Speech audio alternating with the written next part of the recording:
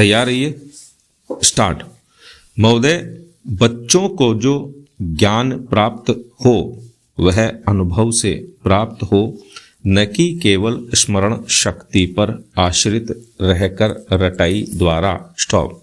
उन्होंने सोचा था और उच्चतम शिक्षा शास्त्रियों का भी यही विचार है कि इस प्रकार से प्राप्त ज्ञान बच्चों में जागरूकता, कार्य कुशलता, स्वतंत्र भावना पैदा करता है, जो इस जीवन के संग्राम में बहुत सहायक हो सकता है। दूसरा मौलिक विचार उनका यह था कि इस प्रकार की शिक्षा इस देश के लिए अनुकूल ही नहीं बल्कि अनिवार्य है। बच्चों से जो कुछ भी काम कराया जाए वह उत्पादक काम हो और उससे जो कुछ भी पैदा हो उससे शिक्षा का व्यय यदि पूरा नहीं तो अधिकांश निकल सके, क्योंकि यदि शिक्षा का व्यय दूसरे प्रकार से निकालने का प्रयत्न किया जाएगा तो वह बोझ इतना बड़ा होगा कि शिक्षा सार्वजनिक नहीं बन सकेगी। स्टॉप। पिछले वर्षों में जो कुछ भी विचार किया गया था या प्रयोग करके देखा गया उससे जहाँ तक मैं समझता हूँ वही निष्कर्ष निकाला जा सकता है जो पहले सम्मेलन में हुई बहस से निकाला जा सकता था।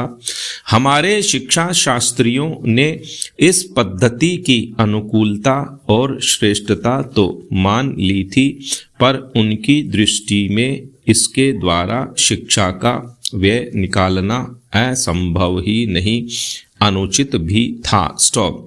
प्रयोग से देखा गया है कि इस पद्धति की उपयोगिता है और इससे पूरा नहीं तो अधिकांश व्यय निकाला जा सकता है। यह मैं प्राथमिक और माध्यमिक शिक्षा के संबंध में कह रहा हूँ। उच्च कोटि की शिक्षा के संबंध में अभी प्रयोग नहीं के बराबर हुआ है, इसलिए उसके संबंध में अभी कुछ भी कहना संभव नहीं है। इतना होते हुए भी हम देखते हैं कि इस पद्धति को उतना प्रोत्साहन नहीं मिला और न इसका उतना प्रचार ही हुआ जितना होना चाहिए था और जितना स्वराज्य प्राप्ति के बाद हम कर सकते थे। स्टॉप। इसका कारण जहाँ तक मैं समझता हूँ यही है कि इसकी उपयोगिता प्रमाणित होने पर भी पुरानी पद्धति पर जो आस्था थी वह अभी दूर नहीं हुई है और इसी कारण शिक्षा के काम में जो व्यक्ति लगे हुए हैं उनका न तो इस ओर ध्यान गया है और न उन्होंने इस विषय पर गहराई से चिंतन ही किया है। स्टॉप। पैरा। आज भी हम इतना ही कह सकते हैं कि इस पद्धति का अभी केवल प्रयोग ही किया जा रहा है। इसे राष्ट्रीय कार्यक्रम मानकर हमारी सरकार ने उसको चालू करने का निश्चय नहीं किया और क्रियात्मक रूप से कुछ करने की बात तो नहीं के बराबर ही है। स्टॉप। उसका परिणाम यह हुआ है कि पुरानी पद्धति की संस्थाएं दिन प्रतिदिन बढ़ती जा रही हैं और शिक्षा पर सरकार जो कुछ भी व्यय कर सकती है या करना चाहती है उसका बहुत बड़ा अंश उस पद्धति को ही बनाए रखने में व्यय हो रहा है और इस पद्धति को बहुत कम प्रोत्साहन मिला है। स्टॉप। मेरा अपना विश्वास है कि शिक्षा में मौलिक परिवर्तन अवश्य किया जाएगा। स्टॉप। पैरा। महोदय, बहुत बड़ा अंश अनुभव और लोगों की कही सुनी बातों से, देखे हुए दृश्यों से और कुल तथा समाज की परंपरा से प्राप्त होता है। सिनेमा इस सभी प्रकार के ज्ञान की प्राप्ति में सहायक हो सकता है, क्योंकि यह मनुष्य की दृश्य और श्रव्य अनुभूतियों के क्षेत्र को बहुत ही बढ़ा सकता है। यह एक साधारण सी बात है जिसे सभी जानते हैं कि केवल सुनी सुनाई बात की अपेक्षा हम पर देखे हुए दृश्य का प्रभाव अधिक पड़ता है, और हम यदि सिनेमा द्वारा किसी चीज को देख लेते हैं तो उसका उतना फल तो नहीं होता जितना स्वयं आंखों द्वारा देखने से मिलता है।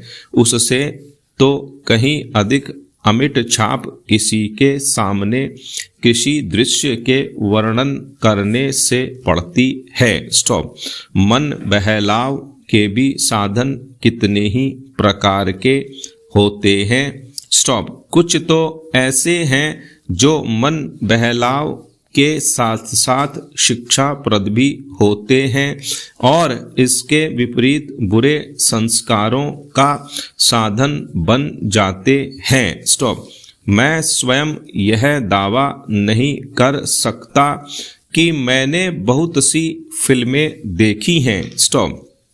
सच पूछिए तो मुझे बहुत कम फिल्में देखने का अवसर मिला है, पर मेरे पास जो खबरें पहुंचती हैं बहु तेरे विश्वसनीय भाइयों और बहनों द्वारा जो शिकायतें पहुंचाई जाती हैं उनसे मालूम होता है कि बहुतेरी फिल्में दूसरी कोटि की हैं जो शिक्षा अथवा मन बहलाव का साधन न बनकर बुरी वासनाओं को जागृत करती हैं, विशेषकर युवकों के चरित्र पर बुरा प्रभाव डालती हैं। स्टॉप। हो सकता है कि इस प्रकार की फिल्में अधिक लोकप्रिय होती हों, उनके द्वारा अधिक पैसे कमाए जा सकते हों। स्टॉप। कुछ लोग यह कह सकते हैं कि फिल्म निर्माताओं का काम ऐसी फिल्मों को बनाना है जो लोकप्रिय हों, क्योंकि वे एक प्रकार की मांग को पूरा करती हैं। स्टॉप। फेरा। यह भी कहा जा सकता है कि फिल्मों का ध्येय मन बहलाव ही है। स्टॉप।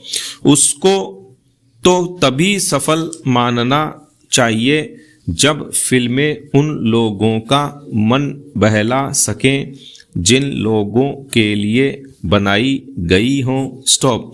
ये सब बातें बहस के रूप में कही जा सकती हैं, पर मैं चाहूँगा कि कोई भी सिनेमा हो अथवा फिल्म के बनाने वाले हों, वे यदि अपना कर्तव्य समाज सेवा समझते हैं और उन्हें ऐसा समझना भी चाहिए, तो उन सब के लिए ये सब बातें यदि अग्राह्य नहीं तो गौण अवश्य हैं और उनका मुख्य उद्देश्य तो सेवा ही होना चाहिए। स्टॉप। पेरा। सेवा तभी तक सेवा रहती है जब तक वह सेव्य का हित करे, न कि उसे गिराए। स्टॉप। इसलिए मैं चाहूँगा कि फिल्म बनाने वाले इस पर विचार करें कि उनका उद्देश्य क्या है। उद्देश्य सेवा ही होना चाहिए और सेवा के साथ साथ यदि धनोपार्जन भी हो जाए तो निर्दोष है। स्टॉप। यदि धनोपार्जन ही उद्देश्य हो और सेवा न हो तो वह अग्राह्य होना चाहिए। यदि मनुष्य अपने स्वार्थवश कुछ ऐसा काम करता है जो उसके व्यक्तिगत लाभ के लिए तो ठीक हो, पर जिससे समाज को हानि पहुंचती हो, तो उसे रोकना पड़ता है। स्टॉप।